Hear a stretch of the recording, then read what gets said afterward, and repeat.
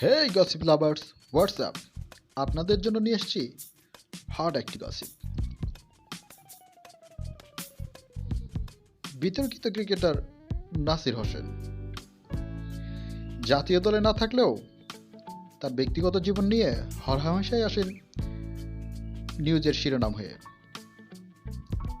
সম্প্রতি তার বিয়ে অবৈধ এমনটি ঘোষণা দিয়েছিল পিবিআই।